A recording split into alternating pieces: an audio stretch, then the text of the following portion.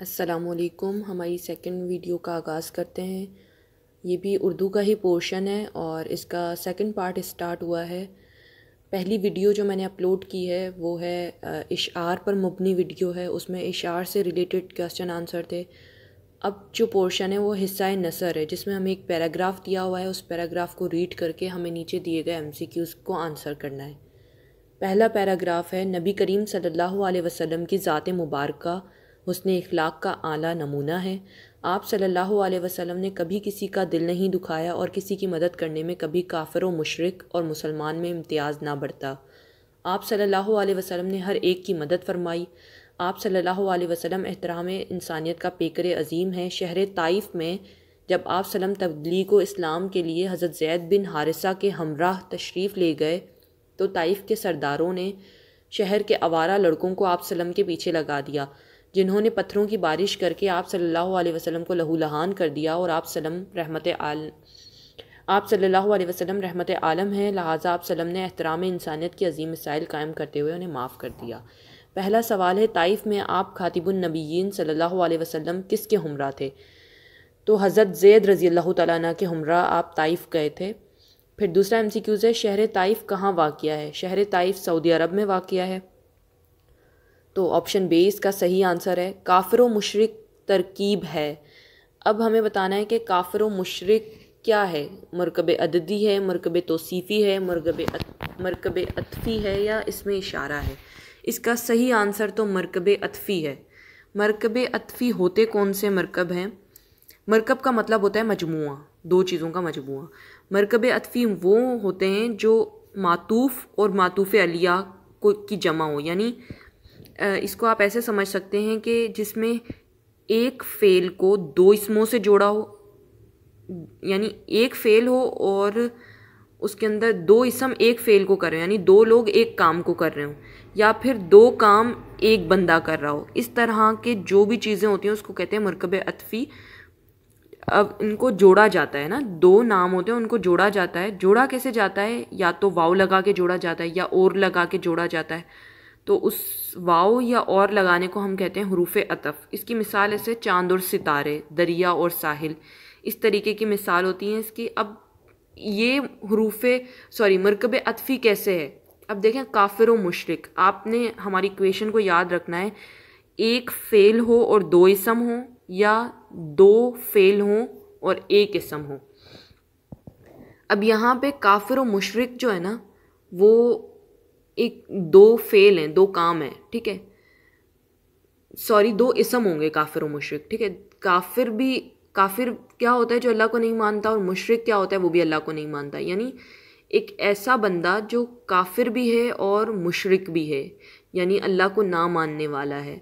यानी दो चीज़ें एक बंदे से रिलेट हो रही हैं, यानी दो काम हैं इसके, काफिर व मुशरिक, और वो एक ही बंदे से रिलेट हो रहे हैं, तो उसको इसीलिए हम इसको मरकब अतफ़ी कहेंगे। इसके साथ ही मैं आपको मरकब अददी समझाती हूँ। मरकब अददी वो होता है जिसमें अदद और मादूद की बात हो, यानी अदद 1 2 3 4 जो हमारे अदद होते हैं, और मादूद होता है, लफ्ज़ होता है 5 हरफों का। उन 5 हरफों का लफ्ज़ होगा, उसके अंदर वो स्टार्ट मीम से होगा और उसका चौथा लफ्ज़ वाव होगा। ये इसकी पहचान है। तो इसलिए ये मरकब अददी जो नहीं हुए। और मरकब तौसीफ़ी क्या होते हैं? एक इसम दूसरे इसम की सिफ़त बयान करता है और पहले वाले को मौसूफ़ और बाद वाले को सिफ़त कहते हैं। यानी जैसे मैं कहूँ कि सच्ची लड़की है, या ये लड़का लंबा है, या इस तरह की कोई बात करना जिसमें इसम की भी बात हो और उसकी सिफ़त की भी बात हो, तो वो मरकब तौसीफ़ी कहलाते हैं। हमारा जो वर्ड था वो था काफिर व मुशरिक, जिसका काम होता है शिर्क करना। तो ये इसलिए हमारा बन गया मरकब अतफ़ी, और इसको वाव लगा के जोड़ा हुआ है, तो वाव जो है हरुफ अतफ़ कहलाता है। अब आप चौथे MCQ पे आएँ। ताइफ के आवारा लड़कों ने बारिश कर दी। ताइफ के आवारा लड़कों ने पत्थरों की बारिश की थी आप सल्लम पर। जब आप ये पैराग्राफ खुद से पढ़ेंगे तो आपको समझ आ जाएगा कि उन्होंने पत्थरों की बारिश की थी। इसमें रिटन है सेकंड लास्ट लाइन में।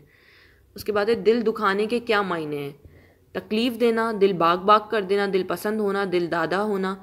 तीनों जो ऑप्शन है, दिल पसंद होना, दिल बाग बाग होना, दिल दादा होना, ये हैं दिल को अच्छा लगने वाले ऑप्शन। पहला ऑप्शन है तकलीफ़ देना, और दिल दुखाने का मतलब होता है दिल को तकलीफ़ पहुंचाना। तो फर्स्ट ऑप्शन इसका करेक्ट आंसर है।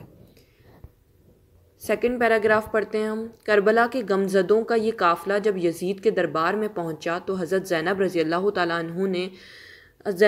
तआला अन्हा ने यजीद के सामने जो तकरीर फरमाई वो आपके जुर्रत व बेबाकी की दानाई और तदब्बुर की आला मिसाल है। ये तकरीर चचे तले अल्फाज, मजबूत दलाइल और पुरवकार अंदाज का आला नमूना है जो तारीख़ के औराक में महफूज है। ये वक्त वो था जब इनका दिल अपने हक गो भाई की शहादत, अपने प्यारे बच्चों की जुदाई और ख़ानदान की तबाही के सदमे से चूर चूर था। शदीद बेबसी का आलम था, चारों तरफ दुश्मनों का घेरा था। आपको ये भी इल्म था कि ये संगदिल लोग इनके साथ और यतीम बच्चों के साथ क्या सलूक करेंगे। ऐसे नाजुक और पुरखतर वक्त में साबित कदमी का सबूत देना और जाबिर हाकिम के सामने कलमा हक कहना कोई आसान बात ना थी, मगर हज़रत ज़ैनब रज़ियल्लाहु तआला अन्हा ने साबित कर दिया कि मोमिन मर्द हो या खातून, उसे अल्लाह के सिवा किसी का खौफ नहीं होता और उसकी ज़बान से कलमा हक के सिवा कुछ नहीं निकलता। पहला MCQs देखें। हज़रत ज़ैनब रज़ियल्लाहु तआला अन्हा ने जुर्रत से तकरीर फाई किसके कहाँ की थी उन्होंने तकरीर? ऑप्शन 1 है यजीद के दरबार में, मदीने में, मक्के में या ताइफ में। तो उन्होंने यजीद के दरबार में तकरीर की थी। फिर सेकंड क्वेश्चन है हज़रत ज़ैनब रज़ियल्लाहु तआला अन्हा की ज़िंदगी से हमें क्या सबक मिलता है? पहला ऑप्शन है जुर्रत व बेबाकी का, ऑप्शन बी है दानाई व तदब्बुर का, ऑप्शन जी है हिम्मत व हौसले का। तो अगर हम हज़रत ज़ैनब को देखें तो उनमें जुर्रत व बेबाकी भी थी, वो अक्लमंद भी थी, उनमें तदब्बुर भी था और वो हिम्मत व हौसला वाली भी थी। तो ये सारे ऑप्शन उन पर सूट करते हैं। तो ऑप्शन दाल जो है ना उसमें लिखा हुआ है तमाम, यानी ऊपर दिए गए तमाम ऑप्शन, तो इसका मतलब है कि ये सारे ऑप्शन सही हैं। तो दाल ऑप्शन हमारा करेक्ट ऑप्शन है। उसके बाद तीसरा MCQ से औराक का वाहिद क्या है? औराक का वाहिद वर्क होता है, तो वर्क बे ऑप्शन में है, तो बे ऑप्शन इसका करेक्ट ऑप्शन है। उसके बाद है करबला के गमज़दों का काफ़िला कहाँ पहुँचा? करबला के गमज़दा लोगों का काफ़िला यजीद के दरबार में पहुंचा था, तो जीम ऑप्शन इसका करेक्ट ऑप्शन है। जुर्रत व बेबाकी की ग्रामर की रूह से बताएं आप। अब ग्रामर की रूह से मैंने ऊपर आपको मुरकबे अतफ़ी अच्छे से समझाया है कि जिसके अंदर एक इस्म के दो फ़ेल को बताया जाए या एक इस्म के दो फ़ेल को बताया जाए या फिर एक फ़ेल के दो इस्मों को बताया जाए, यानी एक काम दो लोग कर रहे हैं या फिर दो काम एक बंदा कर रहा है। अब यहाँ और वाव से या और से इसको जोड़ा जाए, तो यहाँ पे जुर्रत व बेबाकी, एक तो वाव से इसको जोड़ा गया है, दो लफ्ज़ों को हुर्फ़ अतफ़ इस्तेमाल हुआ है। फिर है जुर्रत व बेबाकी, ये दो जो तारीफ़ें हैं ना, ये जो दो काम हैं ये हज़रत ज़ैनब के थे, यानी हज़रत ज़ैनब की दो तारीफ़ें बयान की गई हैं वाव से जोड़कर, तो ये मुरकबे अतफ़ी बना है। उसके बाद अब हम सेकंड पैराग्राफ पे आते हैं। इसमें है साइंस और टेक्नोलॉजी के मैदान में ऐसी बहुत सी ऐसी ईजादात हैं कि इंसान हैरान रह जाता है।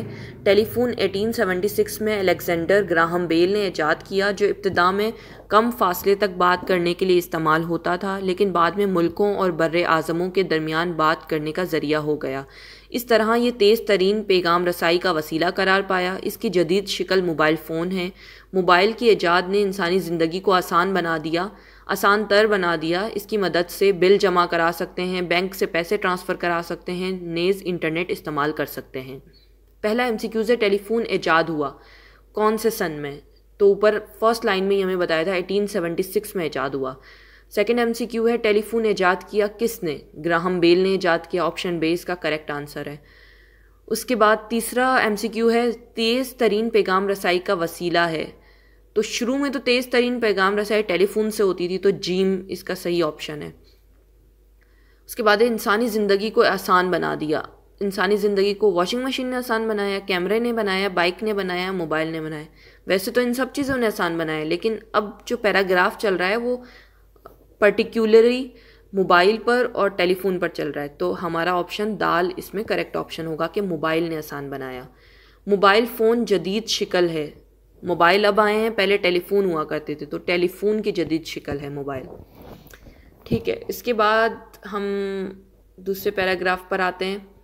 इसमें है मंदरजा बाला, पैराग्राफ गौर से पढ़ें और नीचे दिए गए सवालात के जवाब दीजिए। जब तक आलिम इस्लाम मुत्तहद था और उसमें आलमगीर उखुवत मौजूद थी, मुसलमान ज़माने में मुअज़्ज़ज़ थे।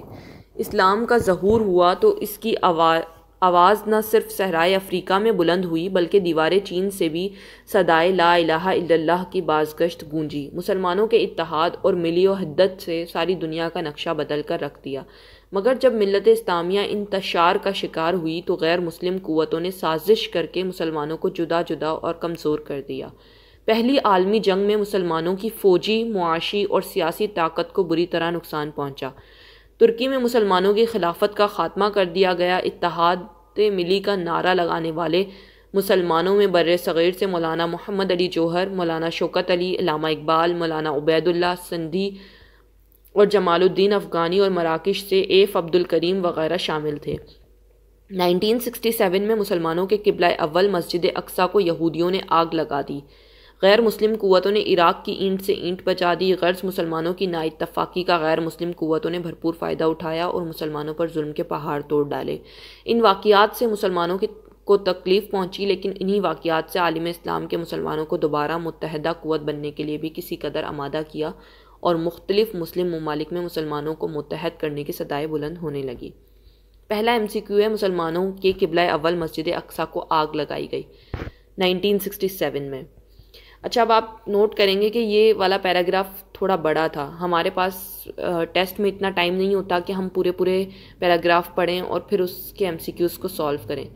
तो यहाँ पर मैं आपको एक चीज़ बताऊँगी कि जब आप हर किसी का अपना प्रोसीजर होता है MCQs को सॉल्व करने का, हर किसी की अपनी ट्रिक्स होती हैं। मेरी ट्रिक्स ये हैं कि मैं पहले MCQs पढ़ती हूँ, फिर पैराग्राफ पढ़ती हूँ। तो मैं क्या करती हूँ, अब जब इसने पूछा मुसलमानों के किबला अव्वल मस्जिद अक्सा को आग लगाई, इसमें इसने ईयर की बात की। आप इस पूरे उर्दू में है ये, आपको ईयर डिजिट्स में होते हैं, आपको साफ नज़र आ जाएंगे। जहाँ जहाँ आपको डिजिट्स नज़र आए ना, फ़ौरन उसी लाइन पे चले जाएं। अब इसमें लिखा हुआ है 1967 में मुसलमानों के किबला अव्वल मस्जिद अक्सा को यहूदियों ने आग लगा दी। फ़ौरन से आपको MCQ मिल गया, मुसलमानों के किबला अव्वल मस्जिद अक्सा को 1967 में आग लगाई। सेकेंड MCQ है, मुसलमानों के किबला अव्वल मस्जिद अक्सा को आग लगाई किसने। अब जहाँ पे सन बताया है वहीं पे ही कहीं बताया होगा कि किसने लगाई। यहूदियों ने आग लगाई, यहूदियों पे क्लिक कर दें। इत्तेहाद मिली का नारा लगाने वालों में एफ अब्दुल करीम शामिल थे। नामों का जिक्र हुआ था बहुत सारे, ये देखें। एफ अब्दुल करीम जो है वो मराकश से थे, तो आपने ऑप्शन पे लगाना है जीन पर, मराकश से थे। उसके बाद है सदाए ला इलाहा इल्लल्लाह की बाज़गश्त गूंजी। ला इलाहा इल्लल्लाह जो है अरबी में है, फ़ौरन से अरबी वाली जगह पर आ जाएं। दीवार चीन से सदाए ला इलाहा इल्लल्लाह की बाज़गश्त गूंजी सेकंड लाइन में मौजूद है, तो आपने लगाना है दीवार चीन। दाल ऑप्शन सही है। ईंट से ईंट बजा देने का मतलब क्या है। ईंट से ईंट बजा देना एक मुहावरा है और हमें पता है कि इसका मतलब ये नहीं है कि ईंटों का ढेर लगाना या ईंटें बनाना या ईंटों को पकाना। इसका मतलब है तबाह व बर्बाद कर देना। ये एक मुहावरा है, मुहावरतन बोला जाता है कि फ़लाँ ने उसकी ईंट से ईंट बचा दी। अब आते हैं हम उसके बाद वाले पैराग्राफ पर। यहाँ पर है हकीम मोहम्मद सईद शहीद। एक तरफ बच्चों की इल्म, और इसको हम मेरी ट्रिक से सॉल्व करते हैं, ठीक है, हम पैराग्राफ नहीं पढ़ रहे। पहला MCQ है, हमदर्द फाउंडेशन की बुनियाद कब रखी गई। अब आप आ जाएं पैराग्राफ के अंदर, कहाँ पर सन की बात की। लास्ट लाइन देखें, जो हकीम मोहम्मद सईद ने 1964 में कायम किया, यानी आपने 1964 पर टिक लगा दिया। मदीनतुल हिकमत का इदारा है, मदीनतुल हिकमत इदारा है किस चीज़ का। मदीनतुल हिकमत पे आए भाई, कहाँ पर है मदीनतुल हिकमत।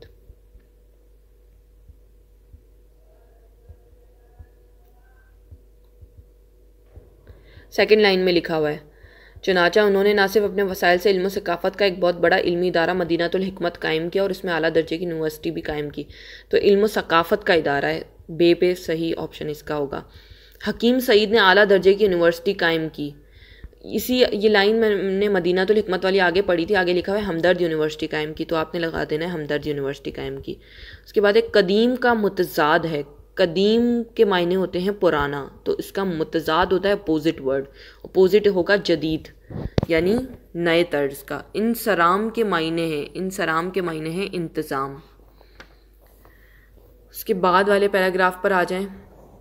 पाकिस्तान जोग्राफियाई तौर पर कितने इलाकों में तकसीम है। पहली लाइन में लिखा हुआ है पाकिस्तान जोग्राफियाई तौर पर समंदरी, रेगिस्तानी, पहाड़ी और मैदानी इलाकों में मुनक़सिम है।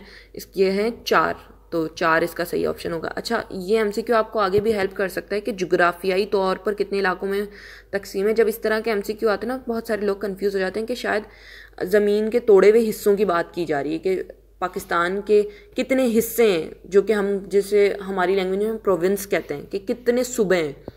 तो जुग्राफियाई जो लिहाज से ज़मीन को कहते हैं ना, जुग्राफियाई का मतलब होता है कि ज़मीन अपनी स्पेसिफिकेशन के हिसाब से, यानी ज़मीन का कोई हिस्सा जो होता है वहाँ पर पानी होता है तो वो समंदर होता है, कुछ ऐसा हिस्सा होता है जहाँ पे रेत होती है वो रेगिस्तान होता है, कुछ ऐसा हिस्सा होता है जहाँ पे पहाड़ होते हैं तो वो पहाड़ी होता है, कुछ ऐसा हिस्सा होता है जहाँ पे मैदान होते हैं। और अल्हम्दुलिल्लाह पाकिस्तान में चारों हिस्से मौजूद हैं, तो इस वजह से ये 4 हिस्सों पे तकसीम है। अच्छा, सेकंड MCQ पर आए, गवादर, कराची, ठट्टा और बदीन के इलाके क्या हैं? भाई सेकंड लाइन में ही लिखा हुआ है कराची, ठट्टा और बदीन, बड़ा बड़ा नज़र आ रहा है। आगे लिखा हुआ है गरम और मरतूब है, गरम और मरतूब पर क्लिक मतलब ऑप्शन लगा लें। गरम और मरतूब जो है वो सही ऑप्शन है। ज़ेरी सिंध, बलाई सिंध और पंजाब के इलाके शामिल हैं। इसी को आगे लेकर आएँ, यहाँ पे मैदानी इलाकों में ज़ेरी सिंध, बलाई सिंध और पंजाब के बेशतर इलाके शामिल हैं, यानी मैदानी इलाके हैं ये, तो आपने मैदानी पर टिक करना है। उसके बाद फोर्थ MCQ देखें, फ़िज़ा मसमूम होती है। फ़िज़ा कहाँ मसमूम होती है? आपने इसी पैराग्राफ को आगे लेकर चलना है। यहाँ की फ़िज़ा गर्म और मसमूम होती है, ये मुझे नज़र आया है 4th लाइन में। अब पीछे आ जाए हम, कहाँ की होती है? रेगिस्तानी इलाकों में, बलूचिस्तान के बेशतर इलाकों के साथ थर और पंजाब का थल का इलाका भी शामिल है। यहाँ की फ़िज़ा गर्म और मसमूम होती है, यानी थरी इलाकों की बात हो रही है जो कि रेगिस्तानी इलाके होते हैं, तो आपने दाल पे टिक करना है। शदीद सर्दी में ज़िंदगी मफलूज हो जाती है, ये इसमें तो पैराग्राफ पढ़ने की भी ज़रूरत नहीं है। शदीद सर्दी में पहाड़ी इलाकों पे सर्दी हद से ज़्यादा पड़ती है, तो इसलिए वहाँ पे ज़िंदगी मफलूज हो जाती है। अच्छा, अब आते हैं हम नेक्स्ट पैराग्राफ पर।